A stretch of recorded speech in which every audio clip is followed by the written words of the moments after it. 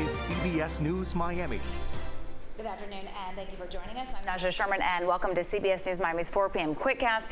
We want to get right to next with our Chief Meteorologist and Hurricane Specialist Ivan Cabrera. Very active day. Yeah, it has been, but you notice you came into work, the rain was not torrential. We were able to get through the roads. What happened this morning, Naja, is we had a lot of thunderstorm activity down in the south, and so what that does, it actually creates stability in the atmosphere. And so what we've been dealing with, as opposed to thunderstorm activity that can put down, several inches of accumulation, it's kind of been this wintry, flat rain, overcast skies. Whenever you wake up and see that, if the sun doesn't break out by 10, 11 a.m., we're probably not going to rain heavily, and that's exactly what's materialized for today. I'll show you the close-up here of next weather radar. The heaviest of the rain right now is over essentially the Everglades and points to the west of that. Weston up towards northern Broward, seeing a few light showers. I don't think the atmosphere is going to be able to recover. I mean, it's still cloudy, and what I mean by recover is to be able to crank out additional showers and thunderstorms. We did have activity through the first part of the day. I think that will be the case again tomorrow, and in fact, I'll show you on rain tracker, we start raining overnight tonight. Half an inch, that's tolerable, but then a lot of zeros here. And again, this is the rainfall for today. And most of what you see here fell offshore, and that's what set us up with that overcast sky that we woke up to and continue to have throughout the day. There is still for tomorrow a level 1 of 4 threat for some flash flooding. And I think for tomorrow, we'll actually have a better chance at getting some heavier rainfall because we will have some sunshine, and that will begin to break through the afternoon and give us, the heat, the energy that we need to get into, heavier showers and thunderstorms across the area here. So that's something that we're going to be looking at for tonight and heading into tomorrow. My clicker stopped working, so I'm just going to go over here and hit the old space bar, Naja. That's the trick. That's the cheating here. And as we head through Thursday morning, there you see the forecast for 6 a.m. Not much doing, right? So by the time we get into 6 and 9, that's when we're looking at showers and thunderstorms beginning to develop. And by the afternoon, I think we could be looking at the potential for some flooding as we roll through the clock there. There you see at 2 o'clock, that's some pretty good rainfall. So again, tomorrow's going to be different, so don't plan for that. And we'll continue to see more activity as we head through the evening, then things quiet down before we get into a quieter day on Friday. I still think there will be some residual moisture, so that we are going to be dealing with a few showers and thunderstorms. All right, let's talk about the tropics here, because we do have some action finally in the tropical Atlantic, right? So this is essentially what will be, I think, a hurricane. This will be Gabrielle, and Gabrielle finally formed this morning. It will continue headed off towards the east over the next few days, and it will be impacting, I think, with mainly Bermuda, and then it'll make a hook up to the north, and that's what's going to get things going here as far as Gabrielle is concerned. It's not going to go anywhere near the tropical Atlantic. I'll leave you with the 7-day forecast. Come follow me here, and this will continue to show rain chances up to about 70%, I think, for tomorrow, and then no change for the weekend. We talked about this yesterday. It's going to be a drying trend for both Saturday, Sunday, with coverage down to about 40%, even drier into next week. Naja. Right, Ivan, thank you. We are in the peak of hurricane season, and the Next Weather team is making sure that you are prepared. Scan the QR code and find all the tools you need to help you get ready. You can also find our 1-hour hurricane special. It has important information for you and your family. Just go to cbsmiami.com.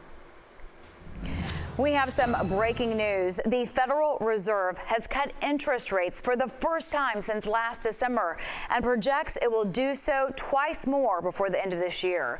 Today's quarter-point cut by the Fed comes amid growing concerns about the health of the nation's labor market. Lower interest rates could reduce borrowing costs for mortgages, car loans, and business loans, and boost growth and hiring. Now at 4, new surveillance video shows terrifying moments in Southwest Miami-Dade. A man was killed in a shootout with a Miami-Dade Sheriff's sergeant. Witnesses say the man was waving a gun around and threatening to hurt someone. CBS News Miami's Peter Jensch spoke to one of them. Miami-Dade Sheriff Rosie Cordero Studd said the man stepped out of a vehicle in front of his business and was waving a gun around. She said he was intent on harming someone. And we obtained new surveillance video. New surveillance video obtained by CBS News Miami from a business shows some tense moments. An officer who shows up at the scene gives a man verbal commands to put down his gun. You also see some frightened people running for cover. We spoke with witness Erica Nelson. The man, he was waving a gun at civilians and everything, and police came, told him put it up. He cocked it back, and just like that, it was over. Bullets were just flying everywhere. I had to run all the way home. It was just crazy. It's just something you don't want to see, but we see it every day. Detectives say it was around 7:40 Tuesday evening. A witness called 911, telling dispatch there was an armed man in his 40s who was pointing his gun at people near Southwest 216th Street and 122nd Avenue. The first sergeant to arrive on scene was a 19-year veteran. The sheriff's office said the sergeant ordered the man to put down his gun, but he refused. That's when the sheriff's office said there was an exchange of gunfire. The sergeant did not get hit, but the suspect did. Additional deputies and paramedics tried to save his life, but he died at a nearby hospital. The sheriff is thankful no bystanders or deputies were hurt. We are very grateful to the community for making that very difficult 911 call. As difficult as this scene is, it could have been a lot worse. It was clear that this individual was intent on harming someone, in fact, shooting at our sergeant. The man who was shot has not been identified. The sheriff did say he has a lengthy criminal record. The Florida Department of Law Enforcement, FDLE, is investigating the shooting, which is standard procedure.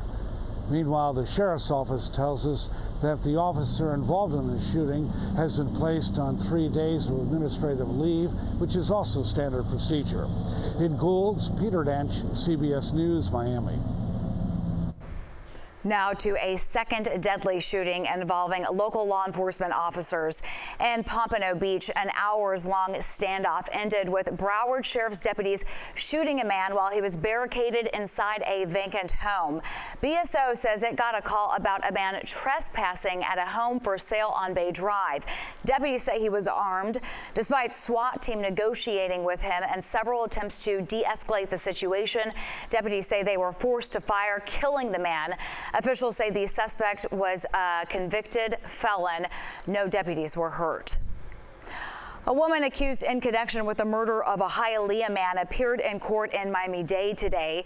The judge found probable cause for the charges against Ariely Cabrera and kept her bond at $200,000.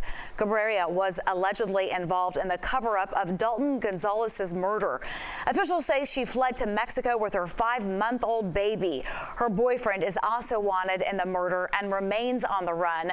Police say Alfredo Gonzalez killed the victim last month and dumped his body in a recycling bin. An apartment fire in Fort Lauderdale has forced out the 2 people who were living there. Investigators are looking into what caused the blaze. As CBS News Miami's Chelsea Jones reports, a lightning strike may have been the cause.